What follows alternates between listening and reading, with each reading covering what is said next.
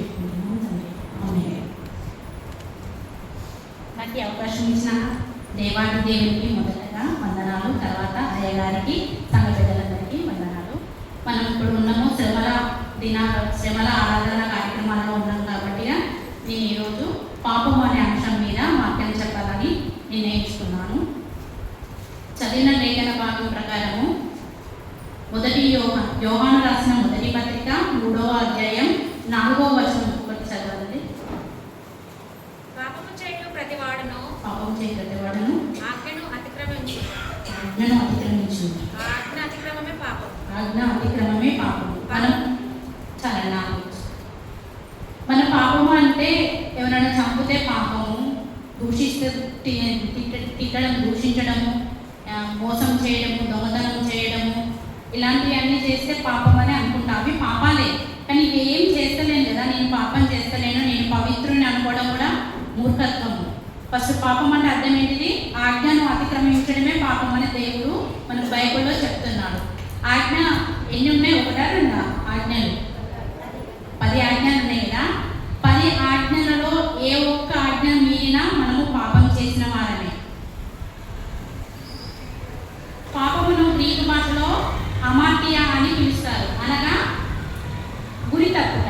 మనము ఒక పని చేయాలంటే ఒక గురి ఆలోచన ఉంటుంది, క్రమం ఉంటుంది. అంటే మన బిడ్డే కానీ మన కొడుకే కానీ చదివి ఇది ఈ స్టేజ్లో ఉండాలని ఆలోచిస్తూ ఉంటారు. ఒక గురి పెట్టుకొని వాళ్ళు చదువుతారు. ఆ గురిని వాళ్ళు చేతికాలని చూస్తారు, అంటే నాకు జాబ్ రావాలి అని అనుకుంటూ ఉంటారు. సో మనలో పట్టుదల ఉంటేనే మనం సాధించగలుగుతాం. పట్టుదల లేని సాధించగలుగుతామా? సాధించలేము. అదేవిధంగా ఇక్కడ ఆజ్ఞను పాటించకపోవడము అంటే గురి తప్పడమే అన్నమాట. దేవుడు మనల్ని ఏ విధంగా నిలబెట్టుకోవాలనుకుంటున్నాడో దానిలో మనం ఉండలేక తప్పిపోవడం అన్నమాట. సో ఆజ్ఞలో దావీదు మహారాజు అయినా ఆయన దేశానికే రాజు అయినా కూడా అతడు 9 ఆజ్ఞలు పాటించి ఒక ఆజ్ఞ మీరడం ద్వారా తను దేవుని శిక్షకు లోనైనాడు, దేవుని పక్షంన పాపం చేసిన వాడుగా ఉన్నాడనమాట. అదేవిధంగా మొదటిగా ఆజ్ఞాతిక్రమము పాపము, రెండవ అంశంగా మేలైనది ఎరిగి చేయకపోవుట. యాకోబు 4:17 వచనం చదవగలరా?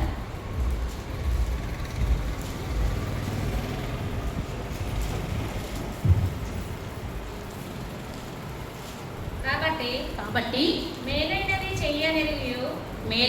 చెయ్యనేరియు అలాగూ చేయని వానికి పాపము కలుగు. మేలు అంటే ఏంటిది? మంచి. మనకి ఏది మంచో తెలుసు కూడా చేయకపోవడం పాపం అన్నమాట. ఇప్పుడు మనం షాపింగ్ కానీ వెజిటేబుల్ మార్కెట్ కానీ వెళ్ళినప్పుడు ఏం చేస్తాం? మంచిగా వేరుకుంటాం. కుళ్ళిపోయినాయి ఏరుకుంటామా? వాళ్ళు వేసినా కూడా డిమాండింగ్ చేస్తాం, ఏందమ్మా ఇవేస్తున్నావు అనేసి అంటాం. అంటే మనకు కావాల్సిన వాటిలో మనం ఏది మంచి కావాలో మనం కోరుకుంటున్నాం కాబట్టి, మరి దేవుని విషయంలో మనము ఏ విధంగా ఉండాలి? మంచిగా పేరు తెచ్చుకోవాలని అనుకున్నప్పుడు మనం ఏ విధంగా ఉండాలి? మంచి పేరు తెచ్చుకునే విధంగా నడుచుకోవాలి.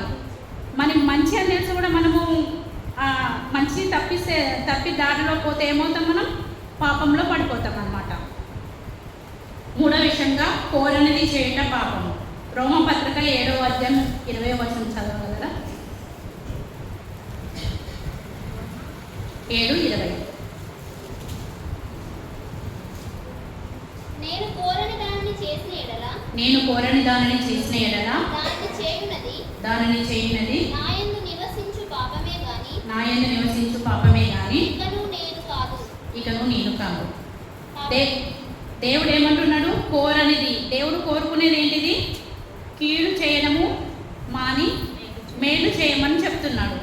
సో మనము ఎదుటి వారికి మేలు చేయకపోయినా మంచిదే, కానీ కీడు మాత్రం చేయకూడదు. అది చాలా పాపం. మనకు సాధ్యమైనంత వరకు మన మనుషులం కాబట్టి వాళ్ళకు మేలు చేయడానికే ప్రయత్నం చేయాలి. కీడు చేస్తే అది పాపమే. మనము ఏం చేయకుండా ఉంటే అది మనకు ఏం రాదు, కానీ చెడు చేస్తే మాత్రం అది మనకు పాపంగా చుట్టుకుంటుంది. సో దేవుడు కీడు చేయకుండా వారికి సహాయం మేలైన సహాయాన్ని చేయండి, సాధ్యమైనంత సహాయాన్ని చేయమని కోరుచున్నాడు అనమాట. ఆ కోరిన దాన్ని మనం వ్యతిరేకించి నడవడం పాపం అనమాట. 4వ విషయంలో సకల దుర్నీతియు పాపము. మొదటి యోహాను రాసిన మొదటి పత్రిక 5వ అధ్యాయం 17వ వచనం.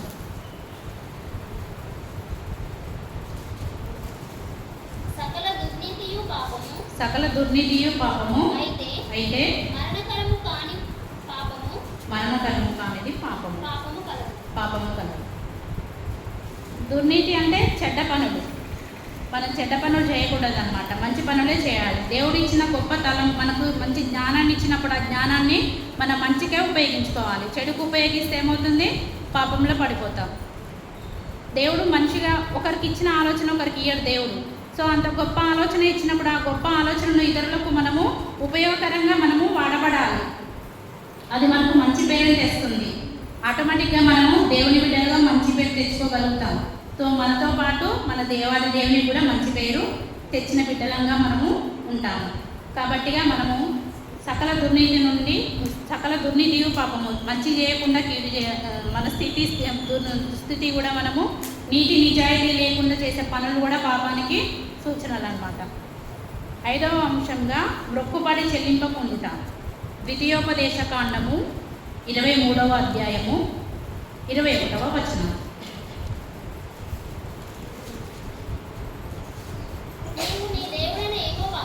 నీవు నీ దేవుడైన యెహోవాకు మొక్కుకొనిన తర్వాత ఆ మొక్కుబడిని చెల్లించుటకు తడువు చేయకూడదు. నీ దేవుడైన యెహోవా తప్పక నీ వలన దానిని రాబట్టుకొనును. అది నీకు పాపమగును. మనము ప్రార్థనలో చాలా కోరుకుంటూ ఉంటాం. ప్రార్థన ఏకాంతంగా చేస్తున్నప్పుడు మన ప్రార్థన ఎవరు వింటారండి? దేవుడు వింటాడు. మనం ప్రార్థన చేసేదే మన బాధలు, మన కష్టాలన్నీ దేవుడు విని మనకు సహాయం చేస్తాడని మనం ప్రార్థనలో మోకరిస్తూ ఉంటాం.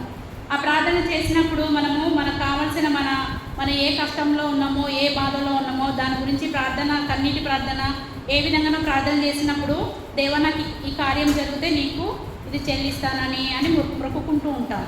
అది మొక్కుకున్న విషయము మనకి దేవునికి మాత్రమే తెలుస్తుంది, ఎవరికి తెలియదు. మనం ఏమనుకుంటాం? అది దేవుడు మనలో నిజాయితీ ఉంటే ఆ కార్యము దేవుడు చేస్తాడు. చేసిన తర్వాత మనం ఏం చేస్తాం? మర్చిపోతాం. అయిపోయింది, దేవుడు నాకు చేసిండు, అయిపోయింది. మళ్ళీ బాధ వచ్చినప్పుడు మళ్ళీ ప్రార్థనలో మళ్ళీ ఒక బాధ గురించి చెప్పుకుంటాం. అలా కాదండి. మనం ఏదైతే మొక్కుకున్నామో అది దేవాది దేవుడు విన్నాడు. మనం ఎవరో మూడో వ్యక్తి, రెండో వ్యక్తి ఎవరో వినలేదని మనము మన సకాలంలో దాన్ని మొక్కుకున్నది తీర్చాలన్నమాట. మనం ఏదైతే మొక్కుకున్నాం మనకు దేవునికి తీర్చడం అంటే అర్థం ఏంటిది? దేవునికి కృతజ్ఞతగా చెల్లించడం. అది తడువు చేయకుండా, ఆలస్యం చేయకుండా దేవునికి మొక్కుబడులను చెల్లించుకోవాలి. ఒకవేళ నువ్వు ఏం మొక్కుకోకపోతే అది పాపం కాదు. నేను ఫలానాది ఇస్తా అని మొక్కుకోకుండా నువ్వు ప్రార్థనలో దేవుని మొరపెడితే దేవుడు ఆ విధంగా కూడా మనకు కార్యం చేస్తాడు. ఎందుకంటే మనలో నీతి నిజాయితీ అనేది ఉంటే మన ద్వారా ఇతరులకు హానికరంగా ఉండకుండా మనకు ఉపయోగకరంగా ఉండే పనులను దేవుని దృష్టిలో మనం పెట్టినప్పుడు దేవుడు మనకు ఖచ్చితంగా సహాయం చేస్తాడు, మన పనులు నిరూపిస్తాడు అన్నమాట. సో ఆ విధంగా మనం మొక్కుకున్న దాన్ని చెల్లించకుండా ఉండటం కూడా పాపమే అన్నమాట. దేవునికి కృతజ్ఞత చెల్లించుకోవడము అది మన వంతు. మనము ఒక శ్రమ అయిపోయిన తర్వాత ఇక మన జీవితంలో మనకి ఏ శ్రమలు రావండి, వస్తాయి. వచ్చినప్పుడు దానికి రెట్టింపు దేవుడు మన దగ్గర తీసుకుంటాడట. అలాంటి కోపానికి మనము లోను కాకూడదు, అలాంటి పాపానికి మనం గురి కాకుండా ఉండాలంటే మనం ప్రార్థించుకున్న ప్రార్థనలో ఏదైతే మనం ప్రార్థించుకున్నామో ఆ ప్రార్థనను దేవుడు ఆ సమస్యను తీర్చింది కాబట్టి దాన్ని మనం మొక్కుకోవాలన్నమాట. దాన్ని దేవునికి సమర్పించుకోవాలి. 6వ వచనంగా ప్రార్థన చేయకపోవుట. సమూయేలు రాసిన మొదటి గ్రంథము 12వ అధ్యాయము 23వ వచనం.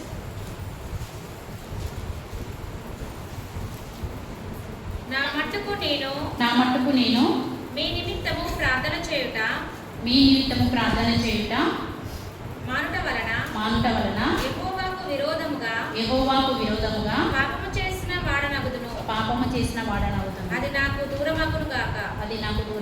కానీ శ్రేష్టమైన చక్కని మార్గమును నీకు బోధింతును. సో మన పాపాల నిమిత్తమే యేసుక్రీస్తు ఈ భూమి మీదకి వచ్చిండు. తన ప్రతి రక్త బొట్టును తన స్వరక్తం ఇచ్చి మనం కొనుక్కున్నాడు అన్న విషయం అందరికీ తెలిసిందే కదా. సో మనం పాపాలు చేసిన మన పాపాలు క్షమించమని యేసుక్రీస్తు ఎవరిని వేడుకున్నాడు? తన తండ్రి అయిన యెహోవాని వేడుకున్నాడు. అంటే మనకి తండ్రి వీరు చేస్తున్నది పాపమే, వీళ్ళు తెలియదు కాబట్టి వీళ్ళని క్షమించండి అనేసి వాళ్ళ పాపాల నిమిత్తమే యేసుక్రీస్తు శిలువపై వేయబడి మన పాపాలు ఇక పాపం చేయకుండా మీరు మంచి జీవితంలో జీవించండి అనేసి ఒక మార్గాన్ని మనకు చూపించింది యేసుక్రీస్తు ప్రభుల వారు. ఆ విధమైన మంచి మార్గంలో మనం నడవాలి కానీ చెడు మార్గంలో పోయి పాపంని తెచ్చుకొని మళ్ళీ దేవుని దృష్టిలో శాపగ్రస్తులంగా ఉండకూడదనమాట. అదేవిధంగా దేవుడు మన గురించి తన తండ్రి దగ్గర ప్రార్థించకపోతే మనం ఇంకా ఎందులో ఉండేవాళ్ళము? పాపంలోనే ఉండేవాళ్ళము. సో పాపంలో ఉండకుండా, పాపం మనకే ఉంటుందండి, మన తరతరాల పిల్లలకు కూడా తగులుతుంది ఆ పాపము. కాబట్టి మనం చేసే పనులు ఇతరులకు ఉపయోగకరంగా ఉండాలి కానీ మేలు చేసే విధంగానే ఉండాలి కానీ కీడు చేసే విధంగా ఉండకూడదని మనకు బైబిల్లో స్పష్టంగా చెప్తుంది. సో మనం ప్రార్థన కూడా ఏ విధంగా చేయాలి? వాళ్ళు అదిగాను వీళ్ళు ఇదిగాను అని చేస్తే ఆ ప్రార్థన ఫలిస్తుందా అండి? ఫలించదు. మన ప్రార్థన నిష్కపటమైనదై ఉండాలి. మనము ఎదుటివారినే కానీ మన కుటుంబ సభ్యులే కానీ ఎదుటివారినే కానీ వారు ఆశీర్వాదకరంగా ఉండేటట్టుగా వాళ్ళని దీవించే విధంగా వాళ్ళ మనసు మారే విధంగా ఉండాలని కోరుకోవాలి కానీ వారి గురించి చెడుగా ప్రార్థన చేస్తే ఆ ప్రార్థన కూడా దేవుడు అంగీకరించడండి. మనము మన దేవునికి పూర్ణ హృదయంతో పూర్ణాత్మతో ఆరాధించాలన్నమాట. మనం ఏమైనా తెలియకపోయినా తప్పులు చేస్తే దేవుడు క్షమిస్తాడు. అదే తెలిసి తప్పులు చేస్తే క్షమిస్తాడా అండి? మన పిల్లలే కానీ ఒక్కోసారి 2 సార్లు తప్పు చేస్తే క్షమిస్తాం. 3 సార్లు చేస్తే వాళ్ళు అలానే ఊరుకుంటావాడే, అలానే చేసుకుంటూ తప్పుల మీద తప్పులు చేస్తూనే ఉంటాడు. ఫస్ట్ 1-2 సార్లు చెప్పుంచాలి. చెప్పకుండా మనం ఉంచిన మనకు ఏమవుతుంది? అదే మంచి కావచ్చు, వాళ్ళు ఏమంటలేరు, నా ఇంట్లో పేరెంట్స్ ఏమంటలేరు అని అదే కూడా వెళ్ళిపోతుంటారు అనమాట. కాబట్టి మనము తెలిసి తప్పు చేస్తే అది మనకి 700 శిక్ష దేవుడు విధిస్తాడనమాట. దేవుడి యొక్క కోపానికి మన పాత్రలను కాకుండా ఉండాలంటే మన జీవితంలో ఎలాంటి కల్మషం లేని ప్రార్థనతో మనము ఉండాలన్నమాట. 7th వన్, పొరుగు వారిని తిరస్కరించుతాం. సామెతల గ్రంథము 14వ అధ్యాయం 21వ వచనం. తన పొరుగు వారిని తిరస్కరించువాడు పాపము చేయువాడు. బీదలను కటాక్షించువాడు ధన్యుడు. ఆ పై వచనంలో కూడా మనం చూసినట్లయితే ఈ అధ్యయనం మొత్తంలో కూడా ఏమనుందంటే, జ్ఞానం లేనివాడు ఏం చేస్తాడట? ఎవరేం చెప్పినా కూడా అవునవును అని అనుకుంటూనే పోతాడు. ఎందుకంటే వాళ్ళకి ఆలోచించే జ్ఞానం అనేది లేదు. ఏది మంచి ఏది చెడు అనేది తెలుసుకునేంత జ్ఞానం లేదు కాబట్టి వాళ్ళు ఎవరేం చెప్పినా అవునమ్మా అవునమ్మా అని అనుకుంటూనే పోతాడు. అదే జ్ఞానం ఉన్నవాడైతే ఏం చేస్తాడు? భయపడతాడు. అసలు ఈ పని చేయాలా వద్దా, 1-2 సార్లు ఆలోచించుకొని ఆ పని చేయడానికి మంచిదేనా కాదా అని ఆలోచించుకొని చేస్తూ ఉంటాడు అనమాట. ఎవరికి భయపడతాడు? దేవునికి భయపడతాడు. మనం తప్పు చేస్తే మనము పాపానికి గురవుతాం కాబట్టి ఆ పాపం చేయకుండా ఉండడానికి కోసం జ్ఞానం కలిగిన వాడు ఆలోచిస్తూ ఉంటాడు. చెడ్డవారే కానీ మంచివారి ముందట ఎలా ఉంటారు? వాళ్ళు తప్పు చేసింది కదా, ఏదో ఒక విషయం తప్పు చేసినా వాళ్ళకి తెలిసినా కూడా అదే ఏం చేస్తారు? వాళ్ళ ముందు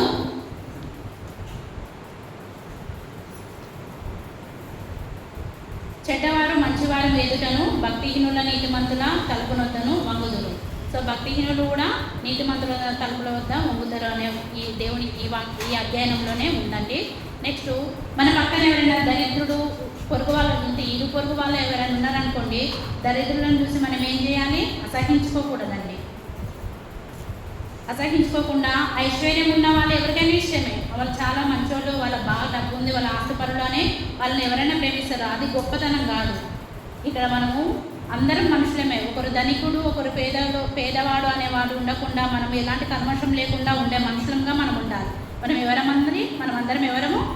దేవుని బిడ్డలం. మనలో గొప్పవాడు ధనికుడు పేదవాడు అనే తారతమ్యాలు లేకుండా మనము జీవించాలన్నమాట. కానీ వీళ్ళను కటాక్షించు వాడు ఏమవుతాడట? ధన్యుడు అవుతాడనమాట అని దేవుని లేఖన భాగంలో మనకు తెలుపుతుంది. 8వ వచనంగా పొరుగు వారిని గద్దించకపోవుట పాపము. లేవియ కాండము 19వ అధ్యాయము 17-18 వచనాలు చదవగలరు.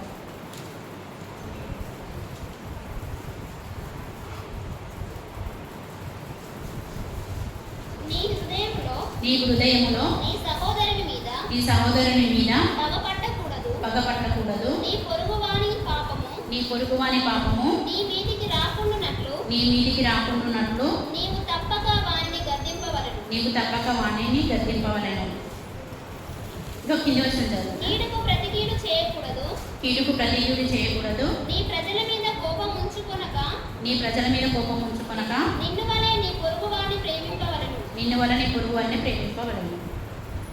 సో మనము మన సహోదరుల మీద, సహోదరులు అంటే తమ్ముళ్ళే కావచ్చు, అన్నదమ్ములే కావచ్చు, అక్క చెల్లెలే కావచ్చు, వాళ్ళ మీద ఏమున్నద్దు, పగ పెట్టుకోవద్దు. ఈర్ష్య అంటారు చూడండి. వానికి అది ఉంది, వీళ్ళని వాళ్ళ పిల్లలు అది చేస్తాను, వీళ్ళ పిల్లలు ఇది చేస్తాను అనే ఈర్ష్య అనేది ఉండకూడదు. వాళ్ళ సహోదరులు అంటే తమ్ముని పిల్లలు అయితేంది, అన్న పిల్లలు అయితుంది, ఎవరైతే నీ పిల్లలు ఉన్న భావనలోనే ఉండాలన్నమాట. అక్క చెల్లెలైనా కూడా అంతే. నా అక్క చెల్లెల పిల్లలు అట్లున్నారని గర్వపడిన, వాళ్ళు అట్లున్నారని ఈర్ష్యపడని అవసరం లేదు. దేవుడు వాళ్ళకి ఇచ్చిన జ్ఞానాన్ని బట్టి వాళ్ళు ఉంటున్నారు. సో మన పిల్లల్ని కూడా అంటే తయారు చేయడానికి మనం ప్రయత్నం చేద్దాం. అంతేగాని ఈర్ష్యలతో పగలతోటి మన సహోదర ప్రేమను మనము పోగొట్టుకోకూడదు అన్నమాట. నీ పొరుగు వాళ్ళు చేసేది పాపం అనేది తెలిసిన తర్వాత నువ్వేం చేయాలండి? గద్దించాలి. అది తప్పురాదు, పాపం రా, అట్లా చేయకూడదని అని చెప్పాలి. చెప్పకపోతే ఏమవుతుంది, అని పాపంలో మనం కూడా అవును మనకి వత్తాసు పలికినామనుకోండి, అతనికి సపోర్ట్గా ఉండి అతని పాపానికి గురి కాకుండా ఉండాలన్నమాట. సో పాపం చేస్తున్న వ్యక్తికి అది పాపంలానే చెప్పడానికి మనం ప్రయత్నం చేయాలి. నీ పొరుగువాడు పాపం వాడు ఏం చేస్తే నాకేంటి అనే విధంగా దేవుని బిడ్డ ఉండకూడదని బైబిల్లో చెప్తుంది. కాబట్టి ఒకసారి చెప్తామండి, చెప్పకపోతే వినకపోతే ఏమవుతుంది, చెప్పకపోతే వాడే చెడిపోతాడని ఒక సామెత ఉంది కదా. ఆ విధంగా మన వంతు ప్రయత్నంగా మనము చెప్పాలి. ఇది పాపం అని చెప్పడము, ఇది తప్పు అని చెప్పడము కరెక్ట్ అనమాట. అలా చెప్పకపోవడం కూడా మనము పాపం చేసిన వారం అవుతాము. ఒకవేళ వాళ్ళకి సపోర్ట్గా ఉంటే ఆ పాపంలో నీకు కూడా భాగం ఉంటుంది అని దేవుడు ఈ వాక్యం ద్వారా తెలుపుతున్నాడు. కీడుకు ప్రతి కీడు చేయకూడదు. మనము కీడు చేయటమా అని మేలు చేయమని మన బైబిల్ వాక్యంలోనే ఉన్నది. సో కాబట్టి మేలు చేయడానికి ప్రయత్నం చేద్దాం. మరి ఇప్పుడు మనల్ని మనం ఏం చేసుకుంటామండి? మనల్ని కొట్టుకుంటాం, మనం ఇచ్చుకోగలుగుతామా అండి? లేదు. మనకేమైనా అయినా మనం చాలా ప్రేమగా చూసుకుంటాం. మనల్ని మనం ఎలా ప్రేమగా, మన ఇంటి వారిని మన బిడ్డలను ఎంత ప్రేమగా చూసుకుంటున్నామో నీ పొరుగు వారిని కూడా, ఎదుటి వారిని కూడా ఆ విధంగానే ప్రేమగా చూసుకోవాలని మనకు ఈ లేఖన వాక్య భాగం ద్వారా తెలుస్తుంది. ఇవన్నీ కూడా మనకి ఎక్కడ ఉన్నాయండి? నిన్ను వల్ల నీ పొరుగు వారిని ప్రేమించాలనే విషయం ఎక్కడుందండి? ఆజ్ఞలు, 10 ఆజ్ఞలు. అంటే ఆటోమేటిక్గా మనం పాపంలో పడకుండా ఉండాలంటే ఏం చేయాలి? 10 ఆజ్ఞలను పాటించాలి. ఈ 10 ఆజ్ఞలు ఖచ్చితంగా మనం పాటిస్తే మనం పాపంకి, దేవుని యొక్క పాపానికి గురి కామన్నమాట. సో మనము ఇంతగానం చెప్పి మనం తన స్వరక్తం ఇచ్చి దేవుడు మనల్ని రక్షించిందో, మన పాపం నుండి కాపాడినాడు. దానికి మనము ఏం చేయాలి? మనవంతు సహాయం ఇతరులకు చేయాలి, ఇతరులకు మంచి చేయాలి, కానీ చెడు మాత్రం చేయకూడదు. సో ఈ విధంగా 10 ఆజ్ఞలు పాటించి ఇది నిత్యమే మనం ఇక్కడ ఉండేది కాదు. ఇది మనము శాశ్వత కాలం కాదు మనం ఇక్కడ ఉండేది. మనము తన దేవుని రాజ్యం, పరలోక రాజ్యంలో తన గ్రంథంలో మన పేరు రాయబడి ఉండాలంటే మనము మంచి పేరు సంపాదించుకొని, ప్రతి వ్యక్తికి సహాయపడే వ్యక్తిగా ఉండి మంచి పేరు సంపాదించుకొని ఆ విధంగా దేవుని యొక్క పాపానికి గురి కాకుండా ఉండడానికి ప్రయత్నం చేద్దాం. మన శాశ్వతం అక్కడ దేవుని రాజ్యంలో, ఇక్కడ ఏమి కాదండి. మనకు అన్నీ తెలుసు. 10 ఆజ్ఞలు దేవుడు ఏమి ఇచ్చిందో మనకు ఎప్పటి నుండి తెలిసిన వారమే. అందరం పాత వాళ్ళమే, కొత్త వాళ్ళమే ఎవరం కాదు. కానీ దయచేసి ఈ శ్రమల దినంలోనైనా ఈ పాపం చేయకుండా మన ఒక్కరి కోసమే కాదండి, మన తరతరంలో మన బిడ్డలకు, మనవళ్ళకు, మనవరాళ్ళకు ఈ పాపం అనేది తాగకుండా ఉండాలంటే మనము ఆ పాపానికి దూరంగా ఉండడానికి ప్రయత్నం చేద్దాం. నా యొక్క మాటలు ముగిస్తున్నాను. ఏమైనా తప్పుంటే క్షమించగలరు.